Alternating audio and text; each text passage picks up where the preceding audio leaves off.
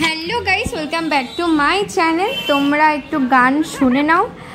আর এই ব্লগটা আমি শুরু করছি কিছু গান দিয়ে। এটা আমার কিন্তু হবু মামা, শ্বশুর আর শাশুড়ি, আর এইদিকে মামি সবাই রয়েছে, এখানে অনেকেই রয়েছে। এই গান বেঁধেছিল সেদিনকে, মানে একদিন অনুষ্ঠান ছিল মামাদের বাড়ি, তো সেদিনকে সবাই মিলে গান বেঁধেছিল, খুবই সুন্দর গান করেছিল। এবার দেখো তোমরা গানগুলো শোনো আর তোমরা এনজয় করো।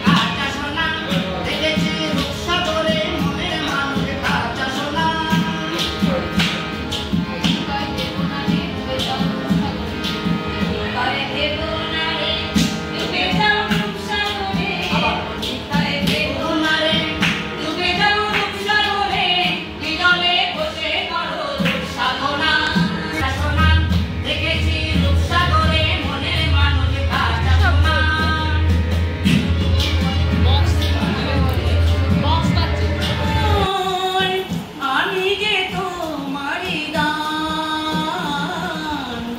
আমি যে তোমারি জন্মে কত সাধনা পেয়েছে মানবতা।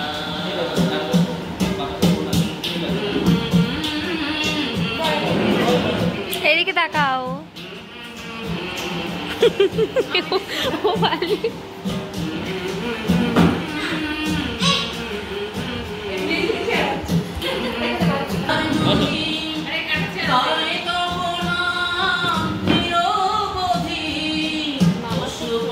করে তো আর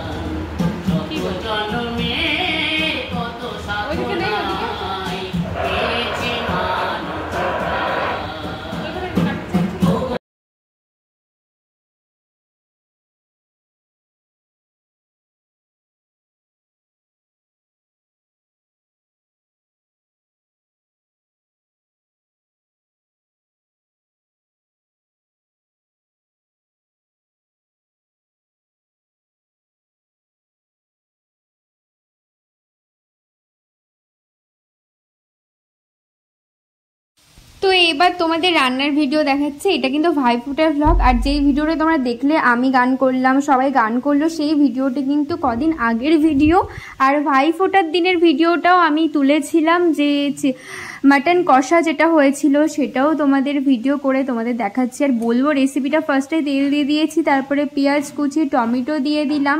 আর খুবই সিম্পলভাবে রান্নাটা হবে। আর এই যে মশলাটা, এর মধ্যে শুকনো লঙ্কা, কাঁচা লঙ্কা, আদা, মরিচ, জিরে, রসুন এগুলো সবই ছিল, সাথে একটু পেঁয়াজ অ্যাড করা হয়েছে। এগুলো মিক্স করে মিক্সিতে ভালো করে পেস্ট করে নিতে হবে। তারপরে দিয়ে দিলাম পেস্টটা, তারপরে হলুদ গুঁড়ো, পরিমাণ মতো নুন দিয়ে যেটুকু কষানোর দরকার, তোমরা তো এগুলো রেসিপি তো জানোই। আর এরপরে আমি কিন্তু বিরিয়ানির রেসিপি দেখাবো, সেটাও তোমরা মন দিয়ে দেখবে, তোমরা এইভাবে বানিয়ে দেখবে কেমন ভালো লাগে কি না। ঠিক আছে, তোমরা অবশ্যই বানিয়ে দেখো আর কমেন্টে করবে যে কেমন লাগলো। আর এইদিকে দেখো প্রেসার কুকারে এই মাংসটা কিন্তু সিদ্ধ করে নেওয়া হয়েছিল। সিদ্ধ করে নেওয়ার পরে সেটা দিয়ে দিলাম, কষানোর পরে কষাচ্ছি, আবারও দিয়ে ভালো করে কষানো হবে। তারপরে ঢেকে ঢেকে ভালো করে কষিয়ে নেব। এই যে দেখো প্রায় তেল কিন্তু ছেড়েই দিয়েছে। আমার তো এখনই দেখে জিভে জল আসছে। তারপরে গরম জল অ্যাড করতে হবে, ঠান্ডা জল অ্যাড করলে কিন্তু সেই স্বাদটা চলে যাবে। তো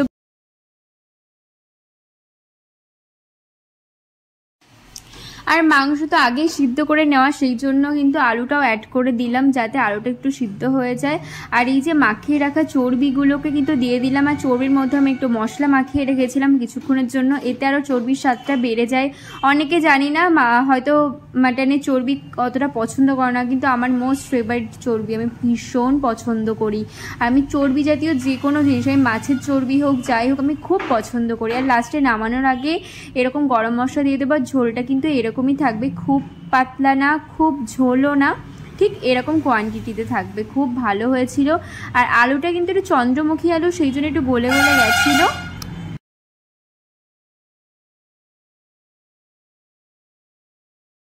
তো এবার বন্ধুরা বিরিয়ানির জন্য কিন্তু বেরেস্তা ভাজা আমার শুরু হয়ে গেছিলো। এই সাদা তেল আর ঘি দিয়ে আমি কিন্তু বেরেস্তা ভাজাটা শুরু করে দিয়েছি। আর দেখো এই যে বেরেস্তা আমার ভাজাও হয়ে গেছে, কত সুন্দর কালার এসছে বলো।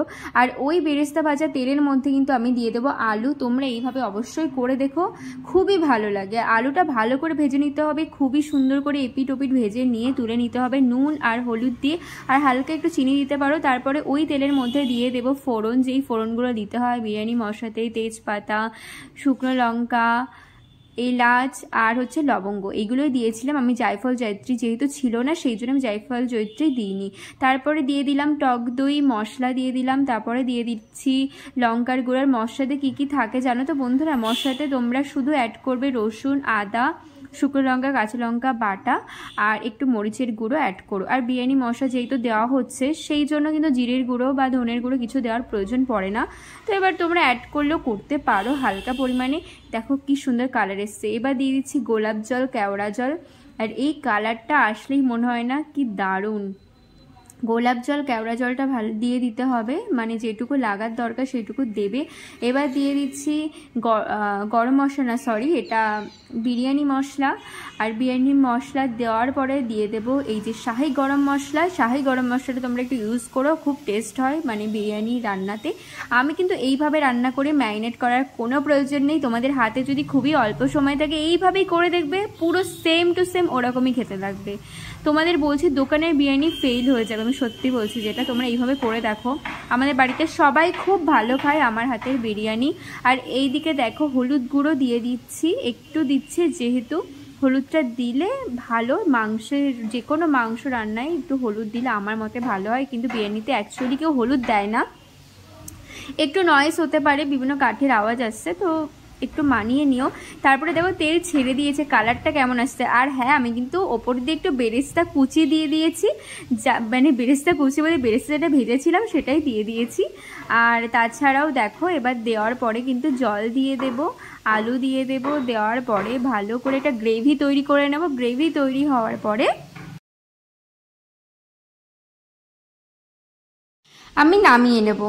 আর এইদিকে সাউন্ড আমি কিছু দিতে পারছি না, দাদা হ্যালো হাই করছিল, আমি সাউন্ড কিছুই দিতে পারছি না। এরা সবাই বকবক করছিল, যেহেতু গান চলছিল সেই জন্য সাউন্ড দিতে পারিনি। এদিকে পুচকেটা দেখো কি করছিল।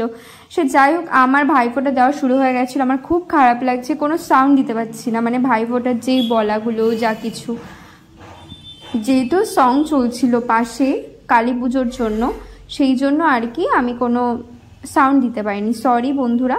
আর এইদিকে দাদাকে 3বার ফোঁটা দিয়ে নিচ্ছি। ফার্স্টে তো চন্দনের ফোঁটা দিতে হয়, তারপরে দইয়ের ফোঁটা একবার দিয়েছি, কি নিয়ম থাকে।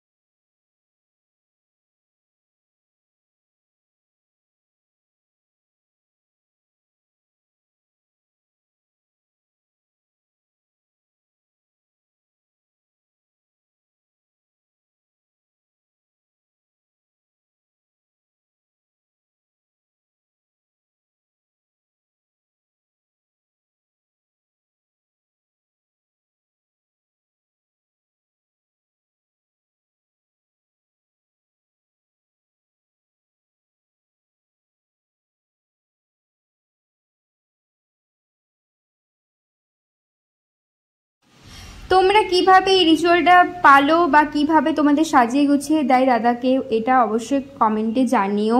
তোমাদের কাদের কাদের দাদা রয়েছে বা কাদের কাদের বোন রয়েছে সেটাও জানিও।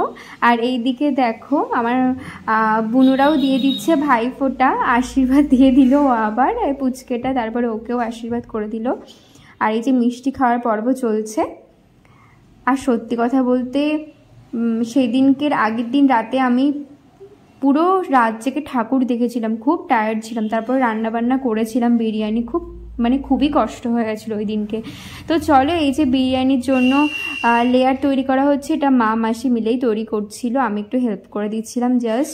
লেয়ারটা দেখো কি সুন্দর লাগছে না দেখতে, তোমরা পরে বিরিয়ানি কালারটা দেখবে, এটা তো দেখতেই হবে।